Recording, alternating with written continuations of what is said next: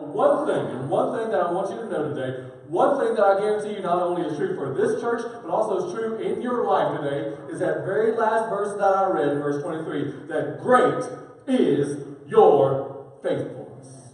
Great is your faithfulness. I guarantee you, in your life, in the life of this church, as we begin to think about what has God done, if we believe that greater things are yet to come, if we believe that the Lord is a great God and He is still even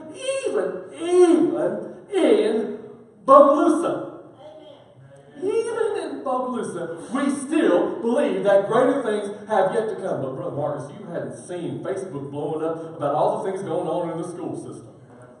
I have seen that.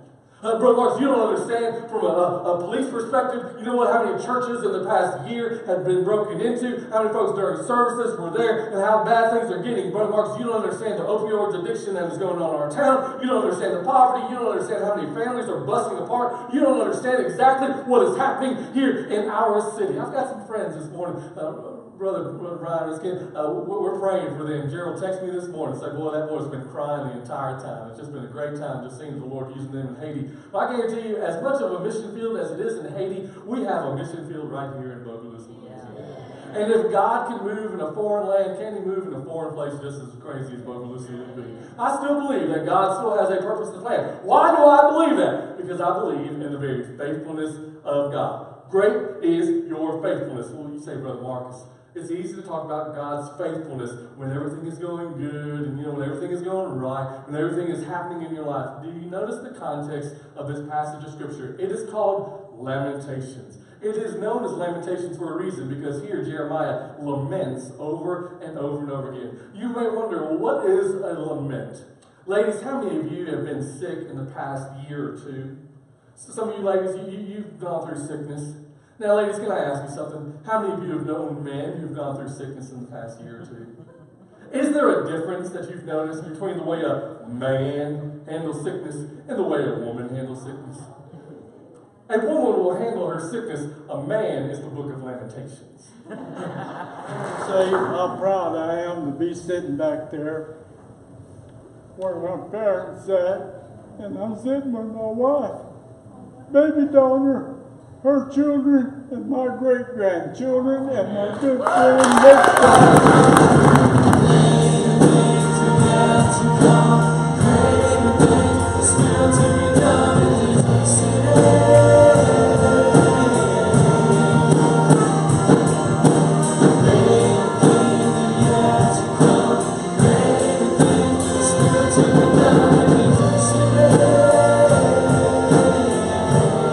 Westside Emmanuel Baptist Church, the church that loves God and loves people. We're in the heart of Bogalusa with Bogalusa on our heart. We look forward to you joining us in person sometime soon as we worship the Lord together.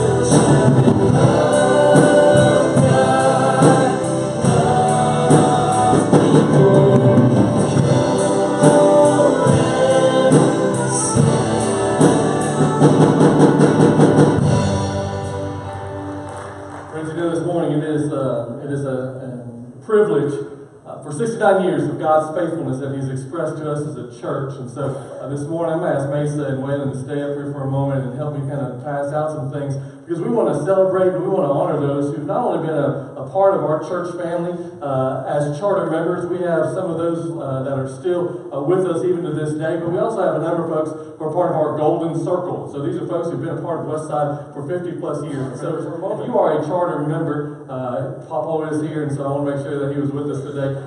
Would you do us the honor of standing this morning? If you are a charter member from the very beginning, you are a part of these pictures there. Just keep up, Papa, right there. Amen. If Papa wants to say something, we always want to hand the mic over to Papa. So come on, brother.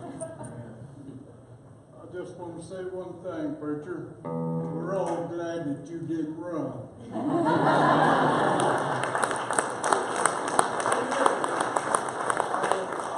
Say how proud I am to be sitting back there where my parents sat, and I'm sitting with my wife, baby daughter, her children, and my great-grandchildren, and my good friend Westside.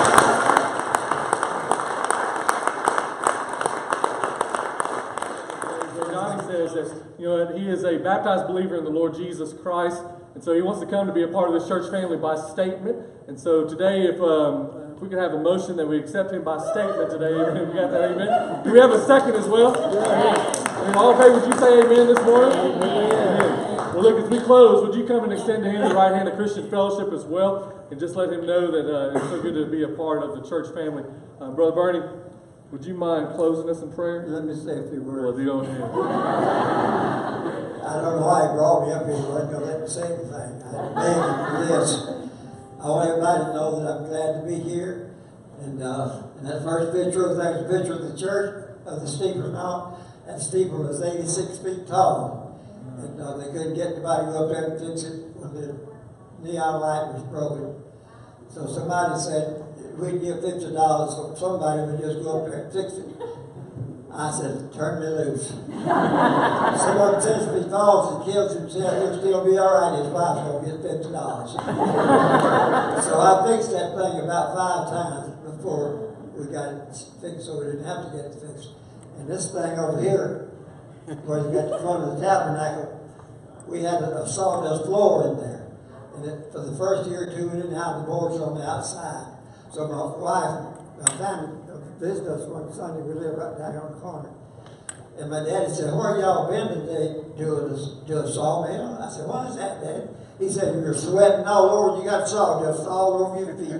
So you bound to been to sawdust place. Do a sawmill. Thank you. I ask you to be patient with me because this is a little difficult. Marcus wanted me to talk a little bit about what Westside means to me, and so the words that come to me right off the bat are family, love, comfort, salvation, memories, music, home. The list goes on and on. I have been attending Westside Emmanuel Baptist Church since the tender age of 2 weeks old. When my parents brought me and enrolled me on the cradle roll in the nursery, yes, they used to do that type of thing. I have so many fond memories of growing up here that it truly brings a smile to my heart when I think on them. And it also brings much sadness today, as I no longer have my parents with me to celebrate the anniversary of the church that they love so much. Daddy's first recollection of this church was hearing hammering early in the morning when he was leaving for the scales at the mill. He and Mama had bought a house right over here in Avenue J, and they could see the church from the front steps. He would see men out here working on a building, a tabernacle to worship before they went to work or when they got off work. He said he wanted to be a part of that. So he walked down here and he asked them what he could do to be a part of this church. He and Mom loved this church family so much, and they both served here in some capacity until their health no longer permitted. From a very young age, my parents taught Mike and I that the church came first. In other words, there was no question where we were going to be on Sunday morning, Sunday night, Wednesday night, or any other time something was going on at Westside. It was here at Westside where I learned the books of the Bible verses, and I still have my chair cover with verses on it from Miss Rushing's class, Gary, wherever you're at, and accepted the Lord as my Savior at the age of 7. So many wonderful Sunday school teachers instilled a love for the Lord in my heart and helped to give me a strong foundation through the Bible growing up. I was a sunbeam, a girl in action, an acting, yes, and I still have my collar with the buttons on it to prove it. I see Sherry Smith sitting out here. We went through all of that together. The mission trips we took as youth to the Choctaw Indian Reservation forever left an impression on me. Sharing the love of Jesus with those children was a true blessing and such a great learning opportunity. The music is where I found my calling. It has a special place in my heart, and I have my parents in Westside to thank for that. I was so lucky to grow up in a church that valued music as a way to express the love of Christ. It is through music that I feel most comfortable sharing my love of God, praising Him for all the many blessings He's bestowed on me and my entire family. Children, youth, and adult choirs were such a joy here. We were involved in annual choir competitions back in the day, and it was fun preparing and being a part of such a family-oriented spiritual community event, even when we wore some of those outfits Ms. Marguerite Corney made us wear.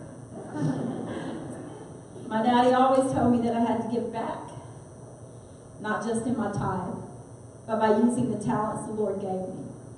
That is why I became involved in music at my church and home as well. The choir, handbells, leading the music, starting a praise team and ladies ensemble, and directing the children's choir. It is such a joy to share the message of Christ's love for us in music, all types, all the time. You see, all the things that I learned here at Westside growing up and even now as an adult are the teachings that I still draw on today. This past year has tested me more than anything I've ever been faced with. The loss of my parents, a husband that felt abandoned by my caring for my parents, and my beautiful fur baby Tallulah. But my daddy kept telling me, up until his death, to draw strength from the Lord. More precisely, to trust in the Lord with all my heart, and lean not to his own understanding. In all thy ways, acknowledge him, and he will direct thy paths. This is one of his favorite verses, and now mine. He always felt that the Lord watched over him and directed every step he made. He would say, Lulu, yes, that's my nickname. God took this skinny, red-haired, freckled kid from Mount Hermon and helped me make something of my life. He will do the same for you. Trust him, give him all your fears, your anger, your grief, and he will give you grace. And the Sunday before he passed away, we were able to bring him back to church. That's all he really wanted to do. Be well enough to come back and worship at Westside, Vicki knows she was one of our dear sitters, a member of our family. He loved it so much. This church family meant everything to him. Of course, it didn't hurt either that he wanted to come and make sure Mr. Bernie Martin knew that he was keeping up his side of the church. I do believe that the Lord has a plan for all of us, and He will reveal it in His time. It's the same for Westside as well. I truly believe the Lord has watched over our church and our congregation. He has blessed us, challenged us, and put obstacles in our way so that we would appreciate His love and grace. This church is a sanctuary to all who come in its doors. A place where we come to fellowship, to worship, and to find peace from our burdens. The Lord is watching over each one of us. He knows us by name, and He hears us when we cry or simply call out His name. I know this to be true because I know He's watching over me even in this minute. He got me through this conversation, and I pray that He'll get me through this song now.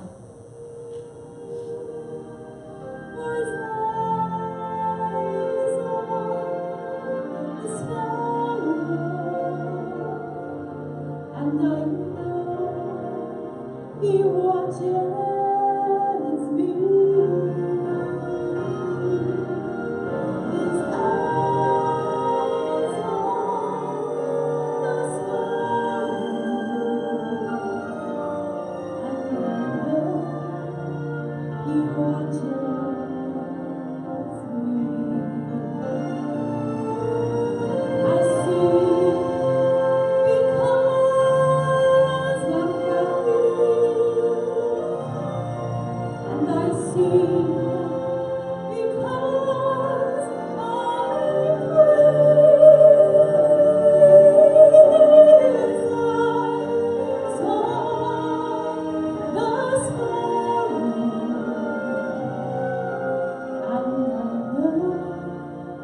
He watches me.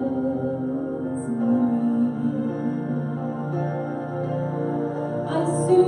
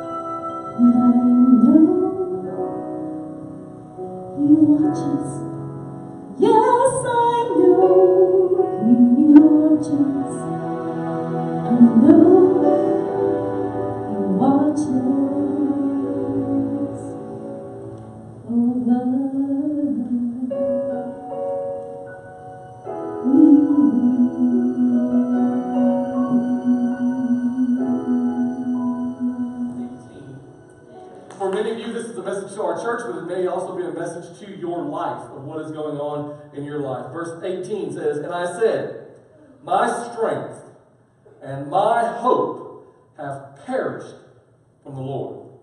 I remember my affliction and roaming, the wormwood and the gall. My soul still remembers and sinks within me. And this I recall to mind, and therefore I have hope. Through the Lord's mercies we are not consumed, because His compassions fail not. They are new every morning. Great is your" what? Father, today we just pray in the name of the Lord Jesus Christ. Remind us of the very faithfulness of the Lord. Thank you for bringing us to this point. Thank you for the promises of looking ahead to the future of what is to come. And in the middle of our wormwood and gall, we give you our all today and look to Jesus. In His name we pray. Amen. Go ahead and be seated this morning. I have a dear friend who I would much rather hear preach this morning than myself. Brother Mike, I appreciate you being here. Out of all the places you can be here, Brother Mike is a wonderful preacher of God's Word. Definitely knows the Lord, and so we appreciate him. Many of you may remember a long, long time ago, his daughter was a part here, and she would sing for us as well. And so, just appreciate you and your wife and the girls as well being here with us today. But as we look into Lamentations chapter 3, verse 18, starting in there. It's very interesting to me. Some of you who are charter members, and some of you who are part of the pastor search committee, could you raise your hand this morning if you were part of the pastor search committee? I know we've got a couple here today, and so it is their fault why I am here. But about 13 years ago, this is what ended up happening. It was quite amazing. They began to give us a call, and so I began to do some research about Westside. We'd actually prayed for Westside before I even got here. Miss Waymeyer's sister and her sister-in-law told me about Westside, and they said, you know what, you need to be praying for this church in Bogalusa. Things over there are absolutely crazy. So that was my first introduction to Westside. I was like, okay, really? I definitely will be praying for that church. Just before we even knew anything about coming here. Then I decided, you know what, let me call some former pastors of Westside to see what their opinion was before I came here. Let me just kind of recognize and see what these guys would say. So those of you who are charter members, those of you who are 50-plussers, those of you who have been here a while, guess what the word of commendation that he gave to say this is the kind of church that you should go to? Actually, his words were a little bit opposite. He said these words, Brother Mike, you can't imagine. I know you've been into some churches in your lifetime, but one of the things that he told me, he said this. He said, run as fast as you can. That was his advice to me as a preacher to say, you know what? Well, I feel kind of led to go to this place. He said, no, brother, you need to run as fast as you can. Thank you very much.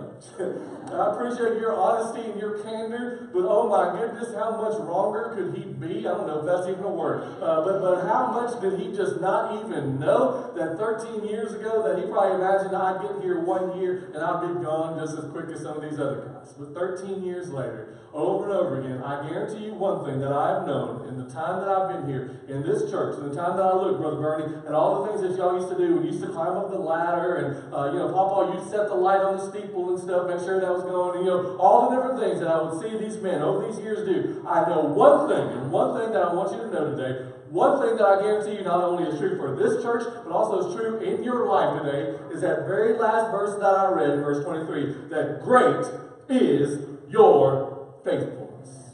Great is your faithfulness. I guarantee you, in your life, in the life of this church, as we begin to think about what has God done, if we believe that greater things are yet to come, if we believe that the Lord is a great God and He is still even in Bogalusa, even in Bogalusa, we still believe that greater things have yet to come. But Brother Marcus, you hadn't seen Facebook blowing up about all the things going on in the school system. I have seen that. Brother Marcus, you don't understand from a police perspective, you know what, how many churches in the past year have been broken into, how many folks during services were there, and how bad things are getting. Brother Marcus, you don't understand the opioids addiction that is going on in our town. You don't understand the poverty. You don't understand how many families are busting apart. You don't understand exactly what is happening here in our city. I've got some friends this morning. Brother Ryan and Skin, we're praying for them. Gerald texted me this morning and said, boy, that boy's been crying the entire time. It's just been a great time just seeing the Lord using them in Haiti. But I guarantee you, as much of a mission field as it is in Haiti, we have a mission field right here in Bogalusa, Louisiana. And if God can move in a foreign land, can He move in a foreign place just as crazy as Bogalusa would be? I still believe that God still has a purpose and plan. Why do I believe that? Because I believe in the very faithfulness of God. Great is your faithfulness. Well, you say, Brother Marcus, it's easy to talk about God's faithfulness when everything is going good and when everything is going right, when everything is happening in your life. Do you notice the context of this passage of Scripture? It is called Lamentations. It is known as Lamentations for a reason, because here Jeremiah laments over and over and over again. You may wonder, well, what is a lament? Ladies, how many of you have been sick in the past year or two? So some of you ladies, you've gone through sickness. Now, ladies, can I ask you something? How many of you have known men who've gone through sickness in the past year or two? Is there a difference that you've noticed between the way a man handles sickness and the way a woman handles sickness? A woman will handle her sickness. A man is the book of Lamentations. Lamentations is saying, look, let me tell you how bad it is. Let me tell you what's going on. Let me tell you all the things that are going on around my life. That is Lamentations. And here the prophet begins to share in verse 18. He says, my strength and my hope have perished from the Lord. Remembering my affliction and roaming, the wormwood and the gall, my soul still remembers and sinks within me. I wonder if any of you men can understand what it's like to have your soul feel like it's sinking within you. Or when you've gone through stuff, ladies, and all of a sudden you look at your life and you realize, you know what, it just seems like I understand affliction. I remember the way that my soul was going. I remember just the wormwood and gall. I don't even know what that is. And you're saying, I don't even know what wormwood and gall is. But I guarantee you, if you've ever tasted it, if you've ever been through it, if you've ever experienced it, you may not have a word for some of the suffering that you've gone through, but I guarantee you that is what would be mindful of wormwood and gall, of affliction and pressures that are here going on in your life, and your soul just sinks within you.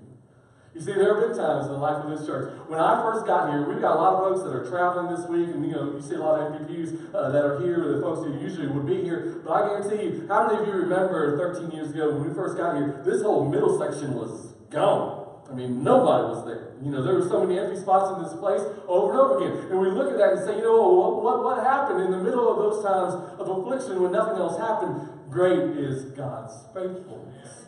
And in your life, you may be saying to yourself, well, you know what, there's a lot of empty pews in my life. There's a lot of things that are missing. There's a lot of things that are out of place. There's a lot of things that don't quite work the way that I should. And you begin to look at your life and you begin to say, you know what, I look just like this guy says there in verse 18. He says, my strength and my hope have perished from the Lord. I have nothing to look forward to. My whole life is falling apart. Everything around me is suffering, and everything around this church is going to pieces, and everything in our city is just falling apart. And all of those things, we wonder, where is our hope, and where is our remembrance, and where is the Lord's faithfulness? And yet he just answers over and over again. He says, God's faithfulness, they are new every morning. Great is your faithfulness.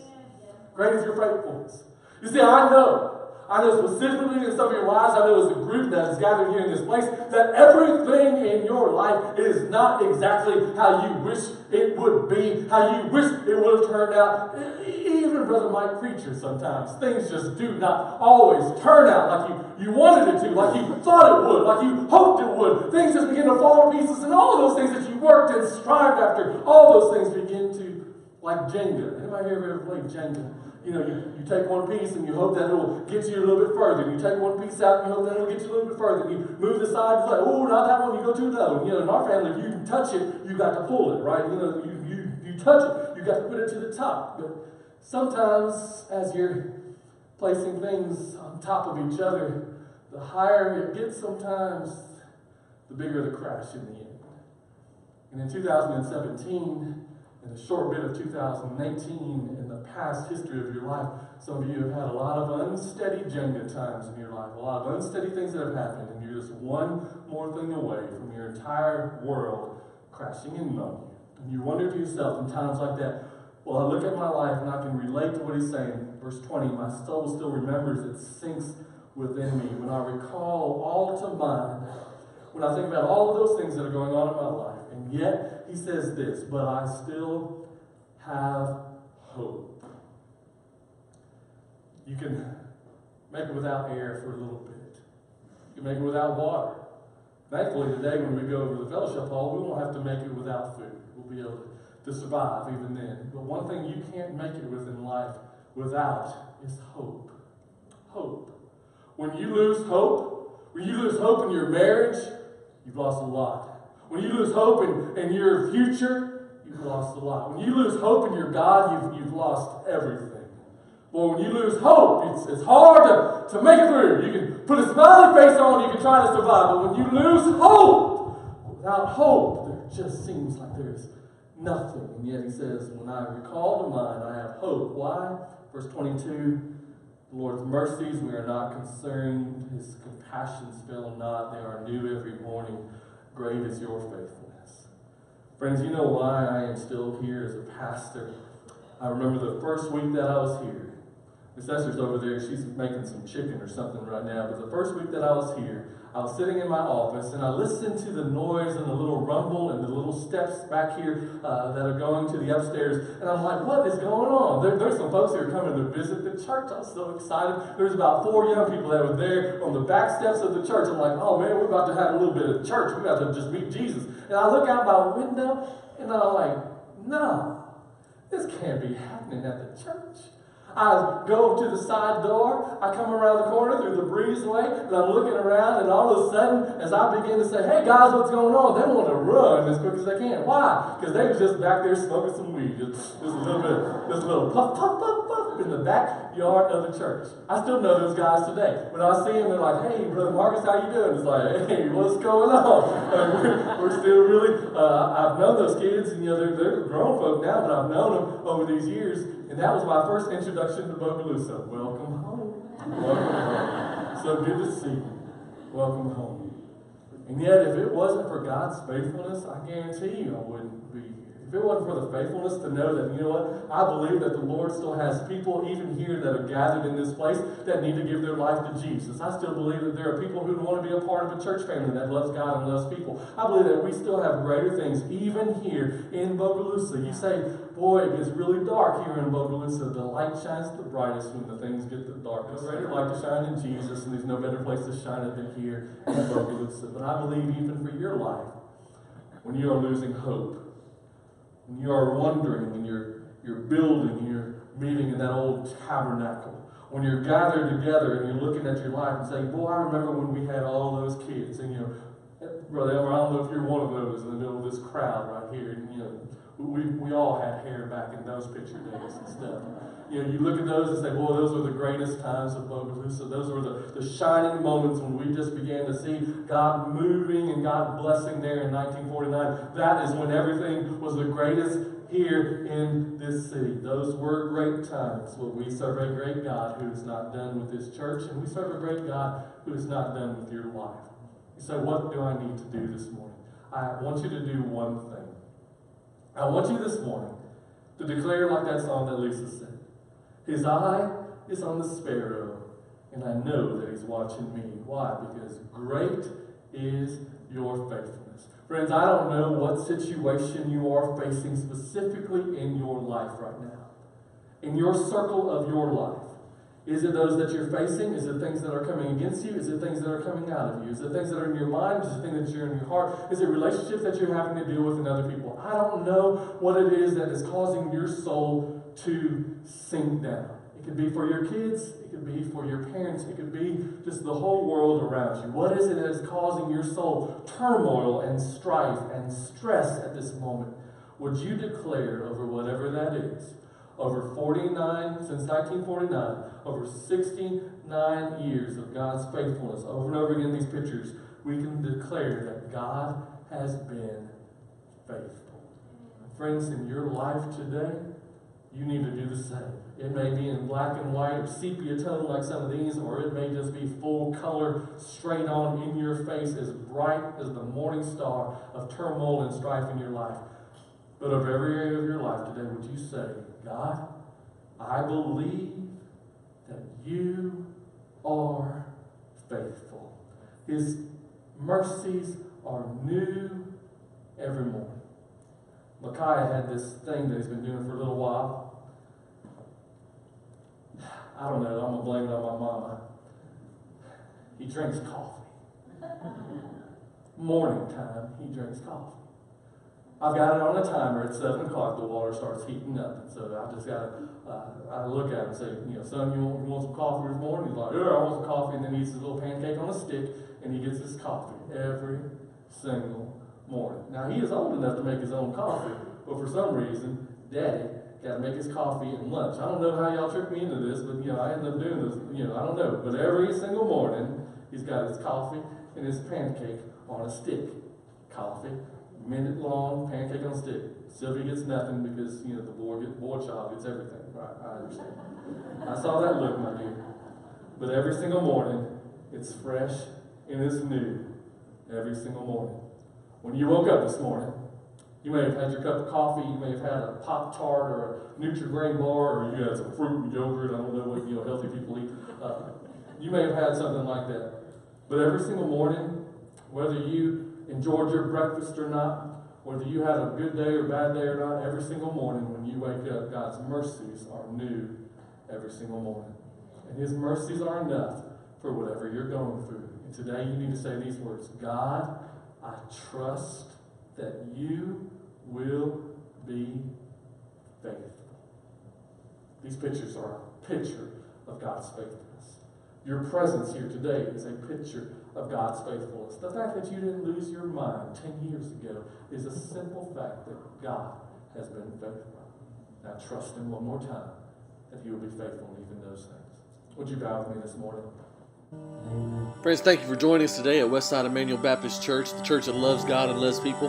We hope you'll be able to join us this coming Sunday at 10:30 a.m. or 6 o'clock in the evening time, Wednesdays at 6 o'clock for our prayer service, and we also have youth and children's activities as well. We look forward to seeing you, hope to meet you in person here in Bogalusa with Bogalusa on our heart.